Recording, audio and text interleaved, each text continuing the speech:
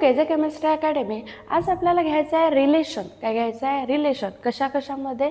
Molar mass, density आणि age length. आणि याच्यावर तुम्हाला हर वर्षी 4 मार्कचा MCQ येतो. कधी कधी रिलेशन पण विचारतो. मागच्या वर्षी आय थिंक रिलेशन विचारलं होतं पेपरमध्ये. तुम्हाला याच्यावर 4 मार्कचा MCQ न्यूमरिकल 4 मार्क्सचा न्यूमरिकल हर वर्षी येतो आणि फिक्स आहे तो. क्वेश्चन नंबर 27मध्ये येतो. क्वेश्चन नंबर कुठे आहे? 27. जर तुम्ही बोर्डचा पेपर बघितलं तर तिथं बघाल क्वेश्चन नंबर 27मध्ये याच्यापैकी तुम्हाला प्रश्न मिळून जाईल. तर आपल्याला काय बघायचं आहे? रिलेशन. काय बघायचं आहे? रिलेशन बिटवीन मोलर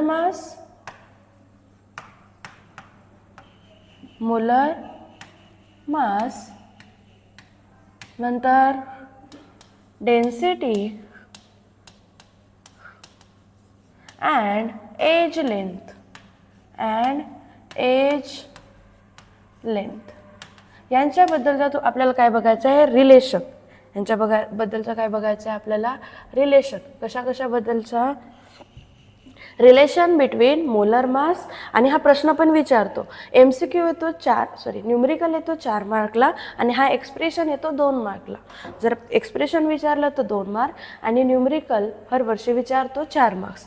तर relation between molar mass, density and edge length. तर आपण जर आपण सबस्टन्स घेतला म्हणजेच क्यूब घेतला तर क्यूबची आपण एज लेंथ कन्सिडर करत आहोत.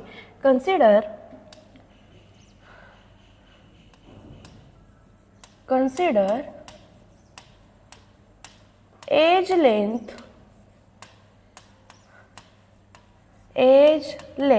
हे कन्सिडर केला आपण स्मॉल ए आहे. म्हणजे जे क्यूब आहे त्याची एज लेंथ सपोज आपण कन्सिडर केली ती काय आहे? ए आहे. काय आहे? ए. तर एज लेंथ माहीत आहे तर आपण व्हॉल्यूम काढू शकतो. तर मग काय होईल? व्हॉल्यूम ऑफ युनिट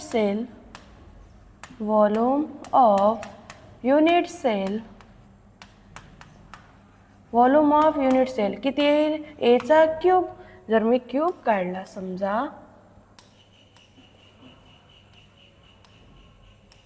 हा क्यूब आहे. जर एक बाजू ए असेल तर पूर्ण बाजू काय राहतील? ए. एक्स ॲक्सिस, वाय ॲक्सिस आणि झेड ॲक्सिस पण काय राहतील? ए. तर एज लेंथ ए आहे तर व्हॉल्यूम ऑफ युनिट सेल काय होईल? त्याचा क्यूब.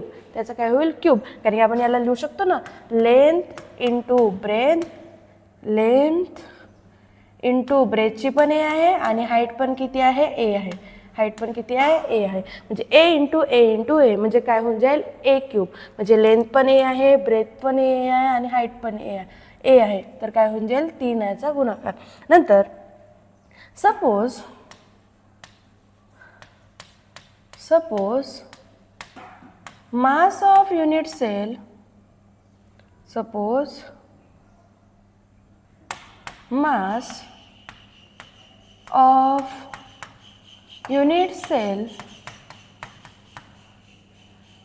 करतो मास ऑफ युनिट सेल हा घेतो स्मॉल एम. म्हणजे मास ऑफ युनिट सेल किती कन्सिडर करतो? Small M. And n number of particle there are small n number of particles present आहेत. किती आहे? स्मॉल n नंबर ऑफ काय आहेत? पार्टिकल्स प्रेझेंट आहे. जर कन्सिडर करत मास ऑफ युनिट सेल हा किती आहे? Small m. आणि there is small n number of काय आहेत? युनिट सेल आहेत.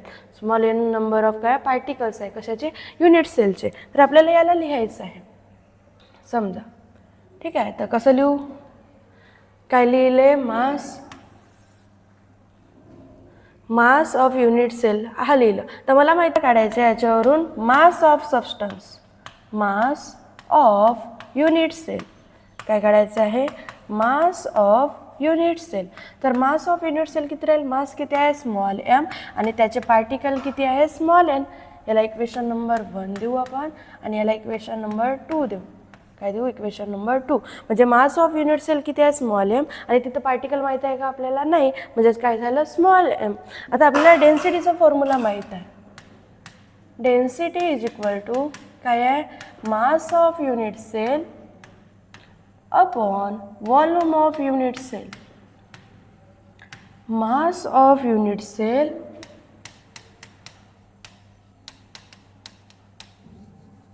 Upon volume of unit cell,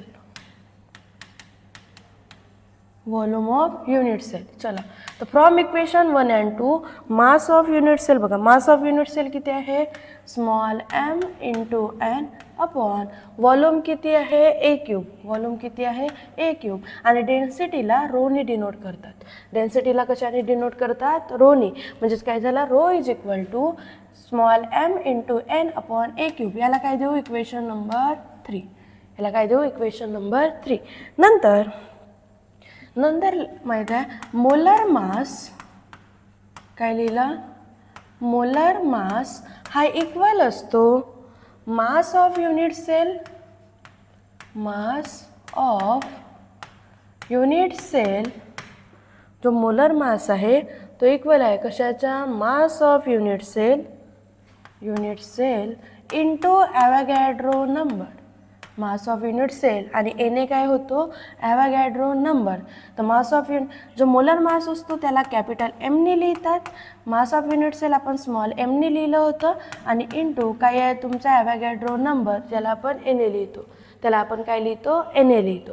तर मला इथं बघा एम आहे, त्याला मी एममध्ये कन्वर्ट करते. तर small M is equal to काय होईल, हा इंटूमध्ये आहे तर या साईडला कुठे जाईल, डिवाइडमध्ये. तर capital M upon N A होईल. काय होईल, कॅपिटल एम बघा, एम मोलर मासला कॅपिटल एम लिहिलं.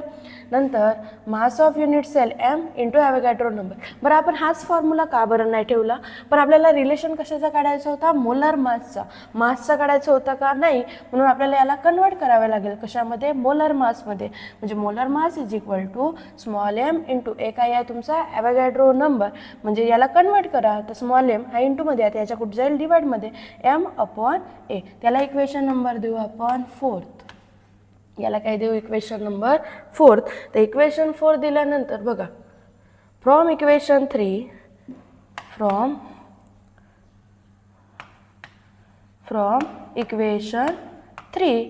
इक्वेशन 3 मध्ये ही एमची व्हॅल्यू इथे पुट करा. एमची व्हॅल्यू काय करा, पुट. तर काय येईल, एमची व्हॅल्यू जर आपण पुट केले तर काय येईल, rho is equal to small एमच्या ठिकाणी काय लिहायचं आहे, capital M into small N as it is. आणि हा डिवाइडमध्ये आहे तो कुठे जाईल, खाली. म्हणजेच काय येईल, ए क्यूब आणि इंटू लिहिते मी एन ए, कारण की हा डिवाइडमध्ये होता, हा डिवाइडमध्ये आहे ना, तो कुठे जाईल, खाली. म्हणजे फॉर्म्युला काय झाला, density is equal to M N into M N डिवाइडमध्ये A cube into N A. याला असंही लिहू शकतो आपण, जर आपल्याला लिहायचं असेल तर याला असं पण लिहितात, rho is equal to N M upon a cube into N A, a cube into N A.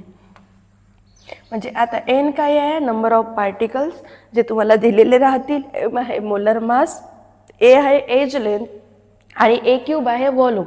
ए काय आहे, एज लेंथ, आणि ए क्यूब काय आहे, वॉल्यूम. आणि ॲव्होगॅड्रो नंबरची व्हॅल्यू फिक्स असते 6.022 इंटू 10⁻23. बरोबर. तर मग हा काय झाला, आपला रिलेशन झाला कशाचा, डेन्सिटीचा, मोलर मासचा आणि एज लेंथचा. म्हणजे याच्यावर तुम्हाला काय विचारते, न्यूमरिकल्स विचारते, न्यूमरिकल्स. आणि तो फिक्स आहे, 4 मार्क्ससाठी तुम्हाला याच्यावर न्यूमरिकल्स विचारते. काय विचारते, न्यूमरिकल्स. चला एकदा बघून घ्या आपण काय काय घेतले. आपण काढत आहोत रिलेशन कशाबद्दल, मोलर मास, डेन्सिटी आणि एज लेंथबद्दल. तर आपण घेतले बघा, आपण कन्सिडर केला एज लेंथ आपला काय आहे, ए, आणि म्हणून वॉल्यूम काय झाला, ए क्यूब, कारण की लेंथ इंटू ब्रेंथ इंटू हाईट काय झाली, सेम, म्हणून याचा क्यूब. तर सपोज आपण घेतला मास ऑफ युनिट सेल, हा घेतला small M, and there is a N number of particles. म्हणजे किती पार्टिकल्स आहे, एन नंबर ऑफ पार्टिकल्स. म्हणून मास ऑफ युनिट सेल किती झाले, M into N. Mass of unit cell किती झाला, एम इंटू एन, कारण की आपल्याला इथं नंबर ऑफ पार्टिकल्स काढायचे होते. याला इक्वेशन नंबर 1, इक्वेशन नंबर 2 दिला. तर त्याच्यानंतर हा आहे वॉल्यूम आणि हा आहे मास. याच्यानंतर आपल्याला काय काढायचं होतं, डेन्सिटी. डेन्सिटी इक्वल टू काय आहे, mass of unit cell upon volume of unit cell. तर मास आपल्याला दिला होता एम इंटू एन, लिहिलं मास. डेन्सिटी किती लिहिला, ए क्यूब. पण रिलेशन हा झाला तुमचा डेन्सिटी, हा झाला मास, आणि हे काय आहे आपला ए क्यूब एज लेंथ आहे. पण आपल्याला रिलेशन कशाचा पाहिजे होता, मोलर मासचा पाहिजे होता का नाही, म्हणून आपण कन्वर्ट केलं मोलर मासमध्ये. मोलर मास हा इक्वल आहे mass of unit cell into Avogadro number, mass of unit cell into Avogadro number. तर मोलर मासमध्ये मास काय घेतला, small M into Avogadro number, त्याला कन्वर्ट केलं स्मॉल एनमध्ये, ते एम इज इक्वल टू आला A upon N M upon N A. तर ही व्हॅल्यू या इक्वेशनमध्ये पुट केली आपण. तर रो इज इक्वल टू इथं पुट केली तर कॅपिटल एम, तो डिवाइडमध्ये आहे एन ए, कुठे गेला डिवाइडमध्ये, कुठे गेला डिवाइडमध्ये. तर मग काय लिहिला, rho is equal to M into N upon a cube into N A. याला असं पण लिहितात, याला काय लिहितात, असं पण लिहितात, rho is equal to M N upon a cube into N A. याला तुम्ही नमना नावाने समजू शकता, न म ना, कशाने, नमना. बघा, न म्हणजे स्मॉल एम, एम, म म्हणजे काय होईल, काय दिसतंय, न म, म म्हणजे हा ना म्हणजे एन ए, आणि ए क्यूब तुम्हाला लक्षात ठेवायचं आहे, म्हणजे काय झाला, नमना. तर this is an relation between molar mass, density and edge length, आणि हा लक्षात ठेवायचा आहे. बाकी नेक्स्ट क्लासला बघू.